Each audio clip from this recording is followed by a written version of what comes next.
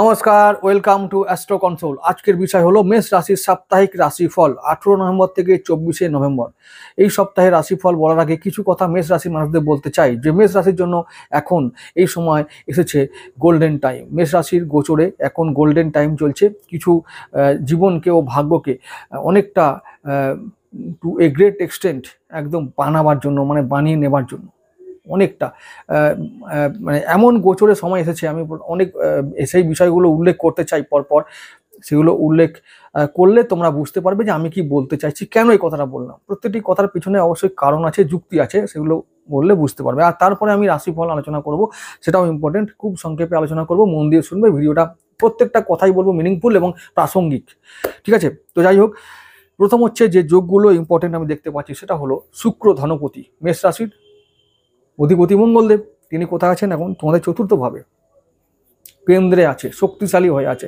অনেকে বলবে আরে মেষ রাশির অধিপতি তো মঙ্গলদেব, সে এখন কাত হয়ে আছে, নিচস্থ হয়ে আছে, ভয় দেখাচ্ছে। আমি বলছি একদম ভয় পাওয়ার কিছু নেই। মঙ্গল এখন কি আছে? মঙ্গল এখন কেন্দ্রে আছে। তাই কেন্দ্রে থাকা গ্রহগুলো এমনিতেই খুব স্ট্রং থাকে, তাই ভয় পাবার কোনো কিছু নেই। হ্যাঁ, রাহু দৃষ্টি আছে, তো আমরা সাবধানে গাড়ি চালাবো, একটু মাথা ঠান্ডা রাখবো, রাগটা একটু কন্ট্রোল করব, ব্যাস। তাহলেই আমাদের বাকি সমস্ত যে বিপদ সেগুলো আমরা ওভারকাম করতে পারবো। মঙ্গল ঘটিত রোগ যাদের শরীরে আছে তাদেরকে বলবো যে একটু এই সময় খাওয়া দাওয়া ঠিকঠাক করতে হবে এবং ডাক্তারি পরামর্শ অনুযায়ী চলতে হবে যদি কোনো সমস্যা থেকে থাকে। এবং যারা এখন সিজনাল রোগে ভুগতে শুরু করেছো তাদেরকে একটু কেয়ারফুল থাকতে হবে। বাকি কোনো দিক থেকে চিন্তার কোনো কারণ নেই। চলে আসছি আর একটা যোগের কথা, সেটা হলো ধনপতি শুক্রদেব এখন আছে নবম ভাবে। মানে ধনপতির সঙ্গে নবমপতি ভাগ্যপতির একটা ক্ষেত্র বিনিময় রাজযোগ শুরু হয়েছে। তার ফলে তোমাদের ভাগ্যে এখন অর্থ আসবে আসবে আসবে। যদি না আসে জানবে কপালে ফুটো, আর কোনোদিন আসবে না। এখন নয় তো কখনো নয়। বারবার বলে দিচ্ছি যে নবমপতি কোথায় আছে? আমাদের ধনভাবে। আর ওদিকে ধনপতি আছে ভাগ্যভাবে, চলে গেছে এখন শুক্রদেব, চলে গেছে ভাগ্যভাবে। মানে ভাগ্য থেকে ভাগ্যে ধন, মানে অ্যাসেট, সম্পদ, ঐশ্বর্য দিতে গেছে। এবার তোমাদের যদি না আসে ভাই, আর কোনোদিন আসবে না, আমি বলে যাচ্ছি, আর কোনোদিন আসবে না। এটা লিখে নাও তোমরা। আর যদি কিছু করতে চাও তাহলে এখন করো, আর সেগুলোকে প্রতিকার করো, সঠিকভাবে দেখো। তারপর এই গোচরে যা ফল আসছে একদম টু দ্য পয়েন্ট, যা ফল পাবার যোগ্য তোমরা সঠিকভাবে পাবে, এটা আমি বলে রাখলাম।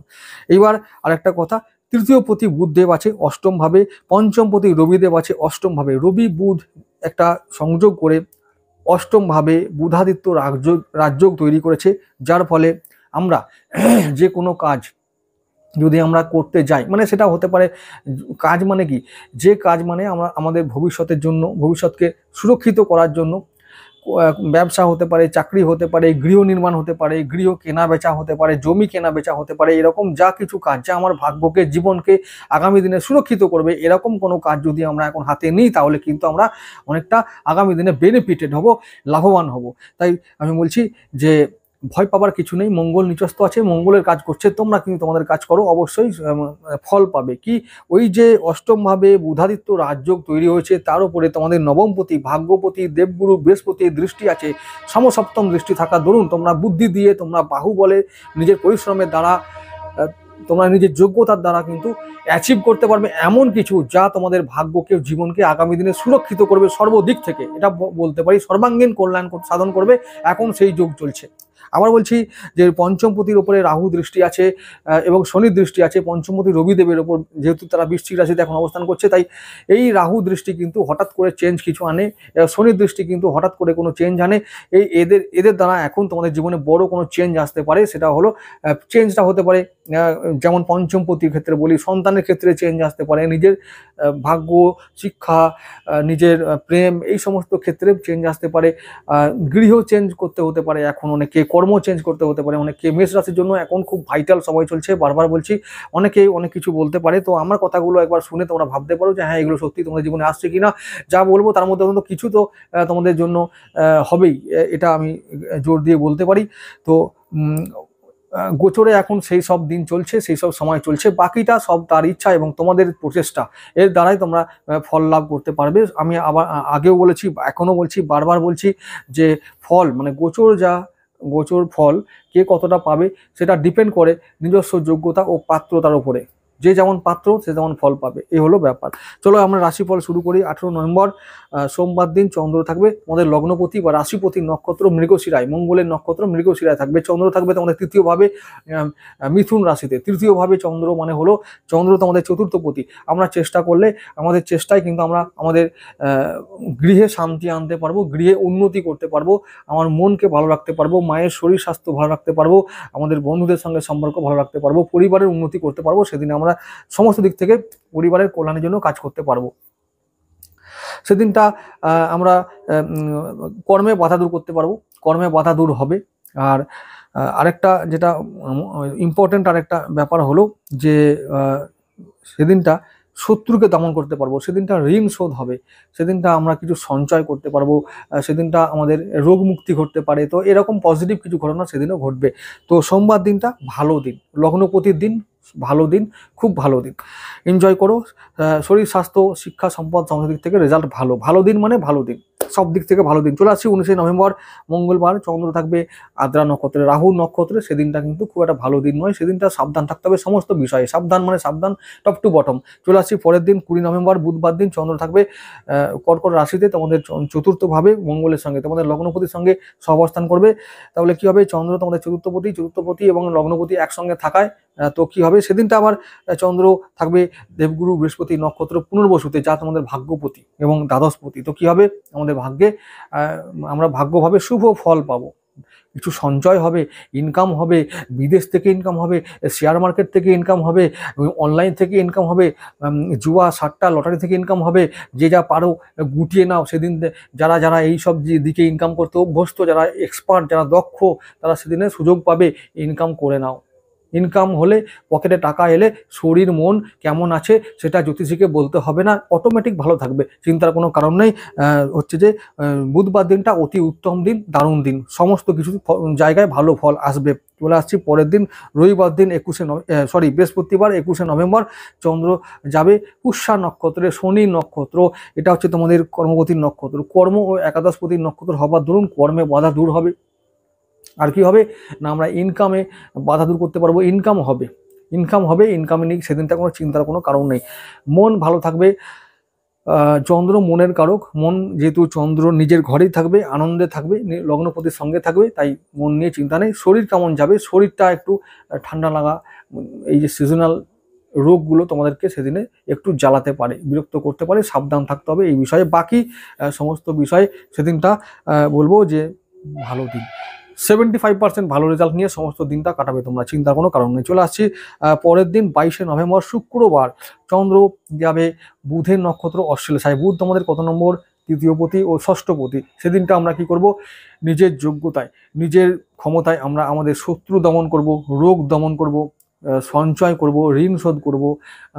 যে কোনো প্রচেষ্টা আমরা যেটা করতে যাচ্ছি সেটা সফল হবে। আমাদের আশেপাশের মানুষদেরকে আমরা সঙ্গে পাবো, তাদের সমর্থন পাবো, সেই কাজে আমরা তাদের সাহায্য পেলে বা তাদেরকে পাশে পেলে আমরা কি করব, আমাদের কাজের গতি আনতে পারবো, কাজে সফল হতে পারবো। তো সেদিনটা বুধের দিন হওয়ার দরুন কি হবে সেদিনটা, ওই যে এখন ষষ্ঠপতি অষ্টমে আছে, ওটা একটা রাজযোগ। তো তোমরা কি হবে, নিজের বুদ্ধি দ্বারা, নিজের যোগ্যতায় শত্রু দমন করতে পারবে। এখন ষষ্ঠপতি আর ওদিকে তোমাদের পঞ্চমপতি একসঙ্গে থেকে রাজযোগ তৈরি করেছে অষ্টম ভাবে, ঠিক আছে। অনেক কিছু প্রাপ্তিযোগও হতে পারে, অর্থ প্রাপ্তি হতে পারে, হঠাৎ করে প্রাপ্তি হতে পারে। সেদিনটা বুধের দিন। বুধ কি বলেছি বারবার, যে অর্থের কারক, অর্থ, উপস্থিত বুদ্ধি ও সময়ের কারক এবং বাণী কারক। তো এই বাণীকে আমরা যদি সঠিকভাবে ব্যবহার করতে পারি, উপস্থিত বুদ্ধি প্রয়োগ করতে পারি, আর তারপর হচ্ছে যে সময়কে এবং অর্থকে যদি আমরা সঠিকভাবে ব্যবহার করতে পারি, এই সময় যতদিন পর্যন্ত বৃশ্চিক রাশিতে রবি ও বুধ সহাবস্থান করছে অষ্টমভাবে, ঠিক ততদিন পর্যন্ত আমরা রবি ও বুধ এদের দুজন দ্বারা আমরা উপকৃত হব। কারণ এই যোগ, এই সহাবস্থানটা, এই যে জড়ি এখন হয়েছে, তার উপরে দেবগুরু বৃহস্পতির অর্থাৎ ভাগ্যপতির একটা সপ্তম দৃষ্টি আছে, যা শুভ দৃষ্টি বলে বিবেচিত। এই দৃষ্টি পাওয়ার ফলে আমরা কিন্তু এখন সর্বদিক থেকে উপকৃত হব। তাই চিন্তার কোনো কারণ নেই। গোচর এখন তাই বলছে যে পজিটিভ রেজাল্ট আনবে। আমি বলছি ক্রাইসিসও আসবে, ক্রাইসিসও আসবে না তা নয়, কারণ ওই যে ওই রবির ওপরে মানে পঞ্চমপতির ওপরে আবার রাহু দৃষ্টি আছে।